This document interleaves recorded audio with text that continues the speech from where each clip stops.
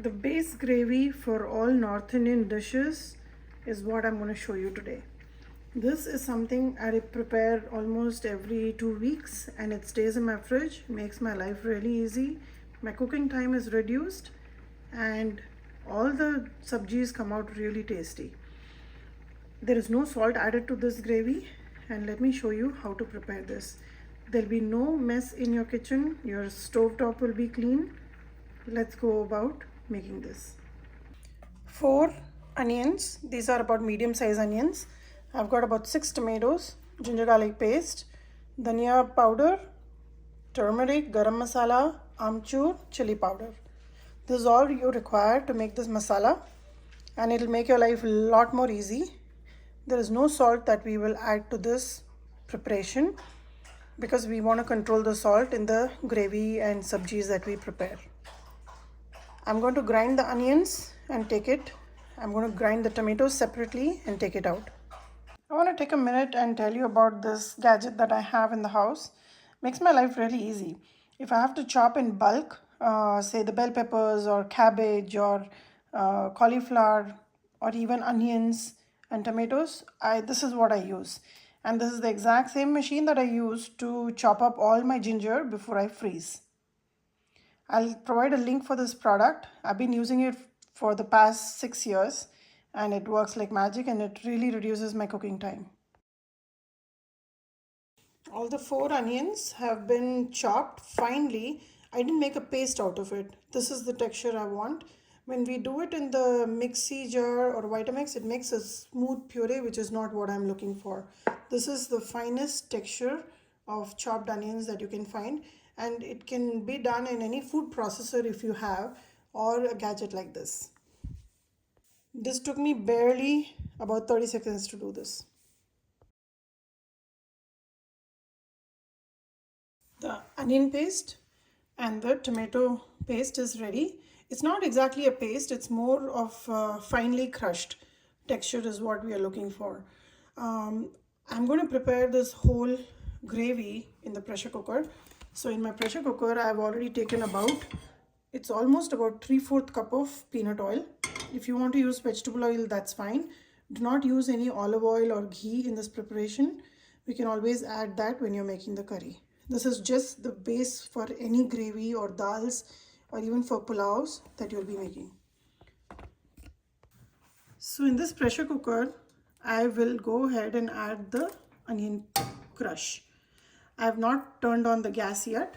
So add all this. This preparation is fairly simple. There'll be no mess around your gas stove.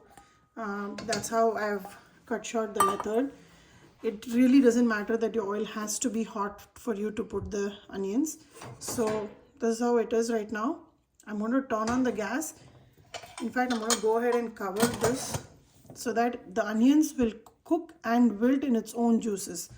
I'm going to turn on the gas to a medium and I'm going to allow for about 4 whistles to come. I have also measured out 1/3 cup of ginger garlic paste. The ready-made ginger garlic paste has vinegar, which also helps in this gravy to stay longer in your refrigerator. If you don't want to add this, you can always grind 2 parts of garlic, 1 part of ginger, make the paste and take about 1/3 cup of that ginger garlic paste. While the onions are cooking, let's measure out some masalas and keep it ready. So I'm going to take a 1 full teaspoon of turmeric. Along with that, I'm going to take about 4 teaspoons of garam masala powder.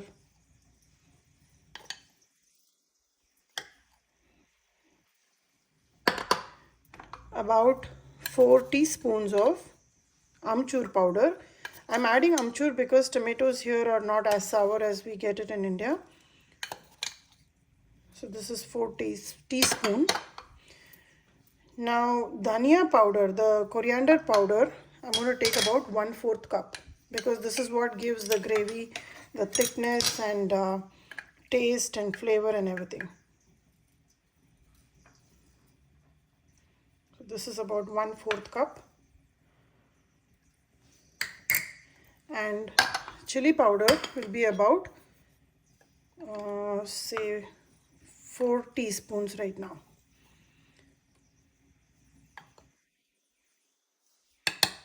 So that is all your masalas. And after you make this couple of times, you can always add or increase or reduce any of the masalas like chili powder or amchur according to your taste. After about 4 whistles, I will reduce the flame to medium low and take another 4 whistles.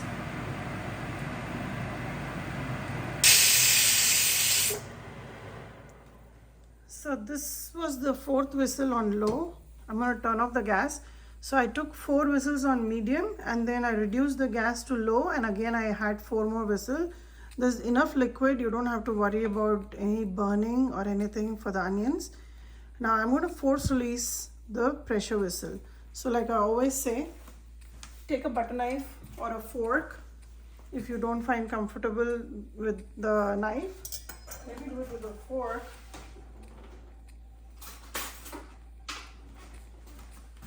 So just stick the fork under and release the whistle away from you. So make sure the steam is going away from you, otherwise it can be pretty painful. I've done that.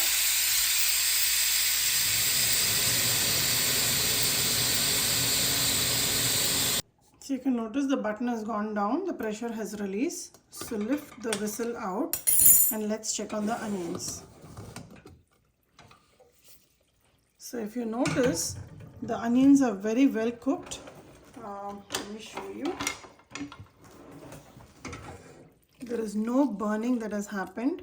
The onions have softened. I didn't add any salt in this process yet.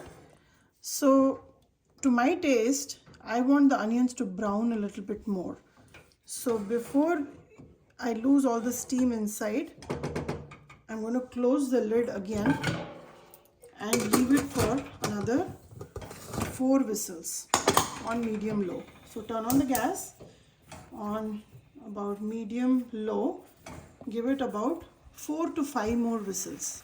So that will give you that light caramelized onions. This has been about another 5 whistles, so I'm going to go ahead and release the pressure. Do it away from you.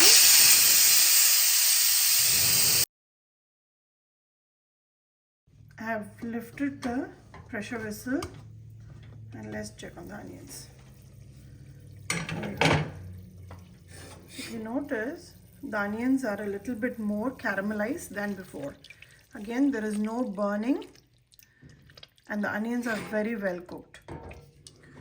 And if you want to store the onions just like this so it reduces your cooking time, you can do so. But I'm going to go ahead and prepare the whole gravy, which I use normally for all my curries, sometimes even the base for my pulao. Now the onions are done. I will add the ginger garlic paste that we measured out.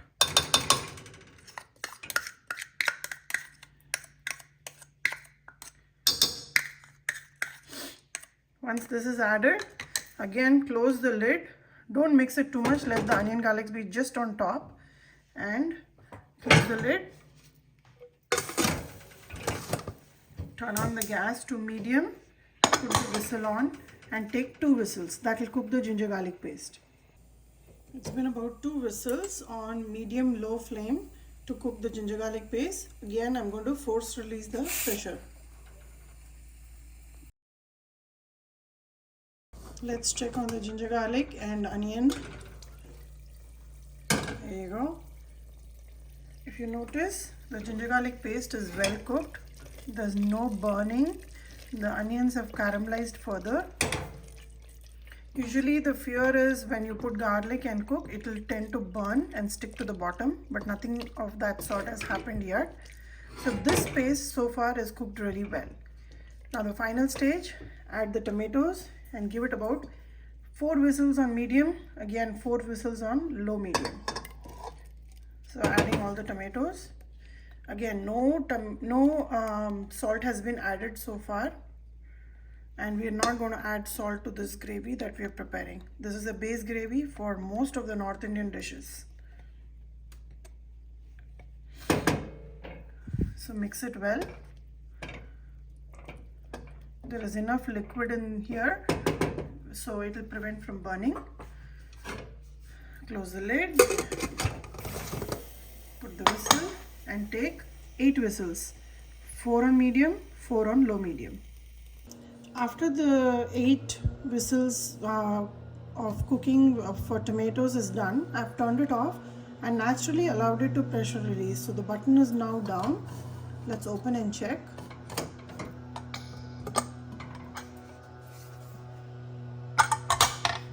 Let's see how it came out. So I just feel that there is still a lot of liquid and I'm going to evaporate that. So without boiling it on open flame, I'm going to put the pressure back on. We'll close the lid, put the pressure back on and take another 5 whistles. I took another 5 whistles on low medium and force release the pressure. Let's see how it did. Yep, that's the texture I want. A lot of the liquid has evaporated. As you notice, no burning and all the oil is separated and come to the top.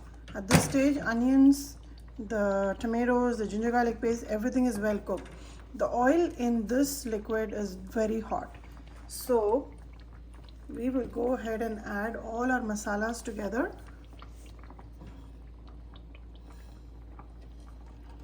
And the heat in this will cook all the masalas. You don't need to cook it any further with pressure vessel or anything. Just mix it well and your ready-made gravy is ready. Just mix well. Just in this heat, it's very hot right now. All the masalas will mix, blend well, and allow this to cool down and come down to room temperature, and you will see all the oil will separate and come on top.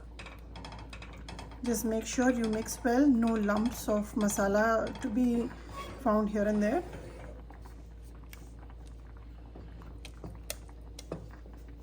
I've mixed all the masala very well. If you notice, already the oil is starting to separate on the side. You don't have to close it and take another whistle, otherwise it'll burn. I've tried it and it was a bad idea. So let it come to room temperature, store it in a airtight container and keep it in your fridge to make all the different curries. I'll make rajma after I've prepared this and I'll show you how to use. I've used only very little tomatoes in here because every curry requires less or more tomatoes. So based on whatever I'm making, I will add extra tomatoes or I will just add this gravy and it'll be done. So give it a try and let me know how it turned out for you.